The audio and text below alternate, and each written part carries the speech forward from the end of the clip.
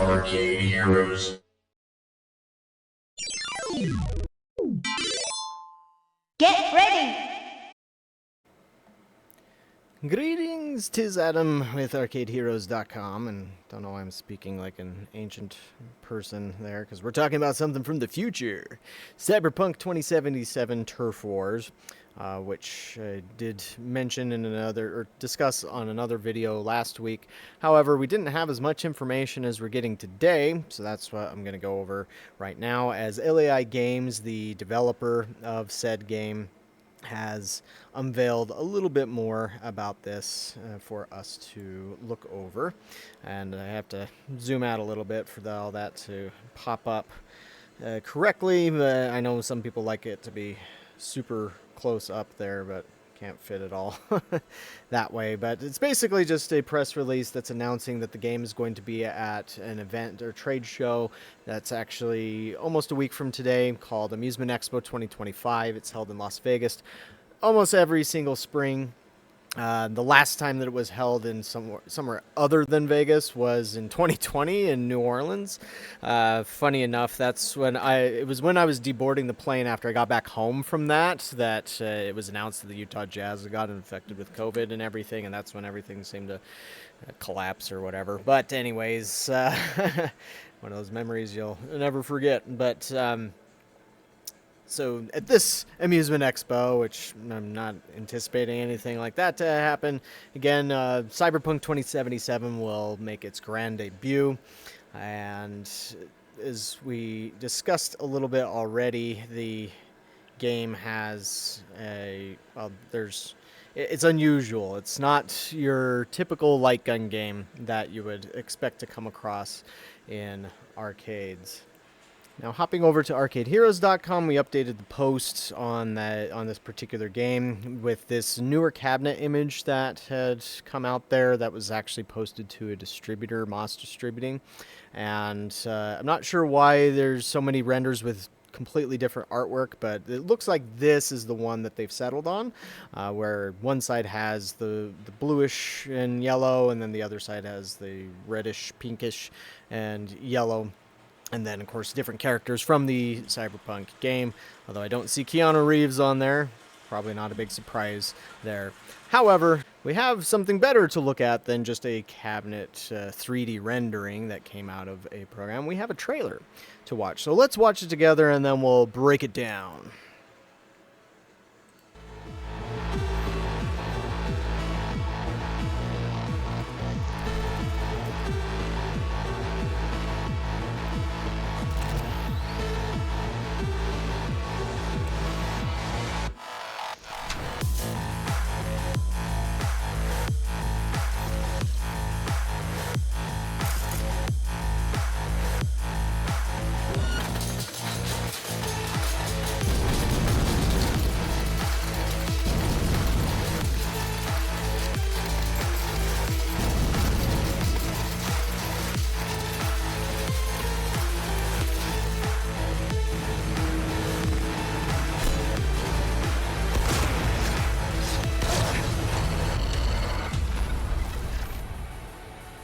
All right.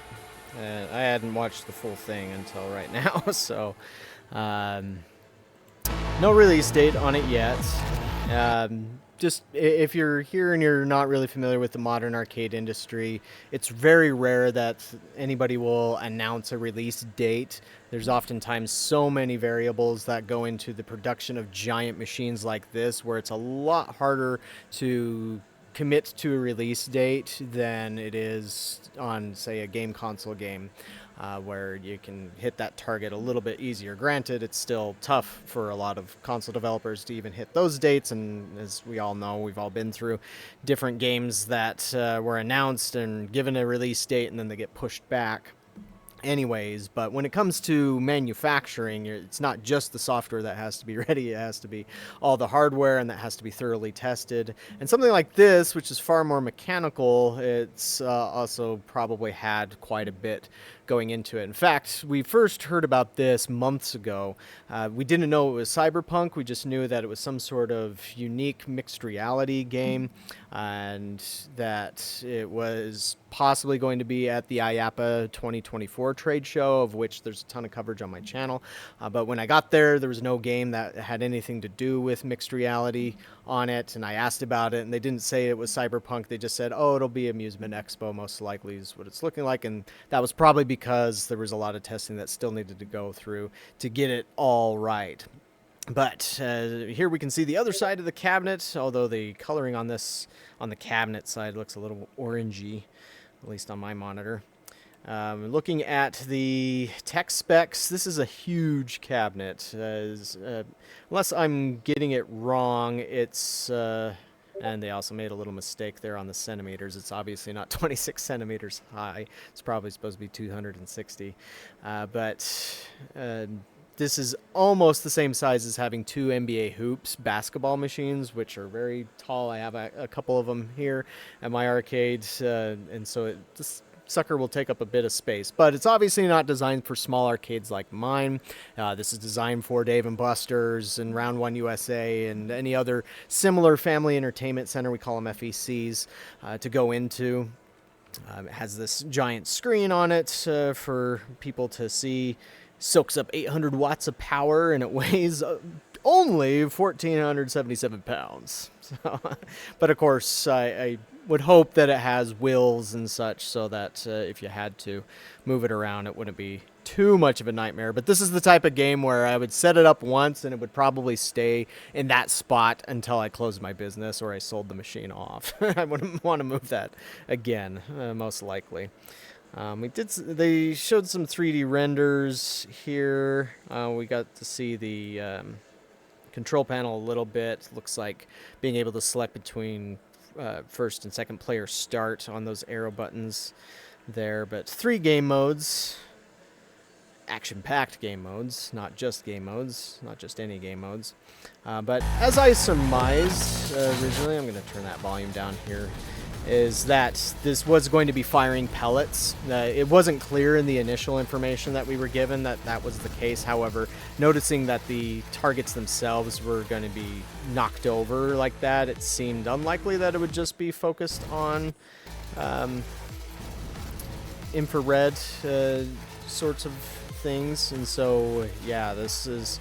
I can also see why this has a plexiglass chamber, because there's a lot of ricocheting going on there, and a lot more ricocheting going on than what was available with that On Point game by Taito that I mentioned in the last video.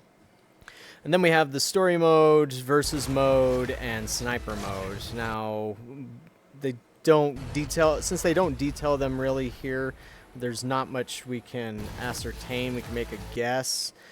However, I would guess right here what we're seeing on the screen, if that's...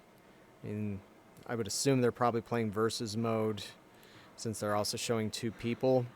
But perhaps both the story and the sniper modes can be played with 2 players. Sniper mode, I would also guess, is that instead of having all the targets up at the same time, that it would only have like maybe 1 or 2, or just some certain ones, so you have to try and hit just those with it, and take your time instead of spraying and praying. Again, that's a guess. I don't know for certain yet. And then also wondering how they figure out the on the versus mode, how it's determined. I'm not sure if there would be any sort of RFID technology being employed. That has been done before with ball toss games, but I'm just not sure what the minimum size is that you could do that, or if it's also combining it with infrared to know, so that, I mean, that's very possible, where the infrared is actually what's determining the score and the hits, and the pellets are just kind of there as a cool force feedback sort of thing, because obviously shooting pellets, BBs, is a lot cooler than shooting lasers that you can't see, and so, or even lasers that you can see, because you know, it's not the same as like Star Wars or Star Trek with their phasers. But overall, that's a very, very interesting look at Cyberpunk 2077 Turf Wars. I'll have more information on this and video of this, and get all the details on this next week, so stay tuned and let me know what questions you might want me to ask, and we'll catch you on the next video.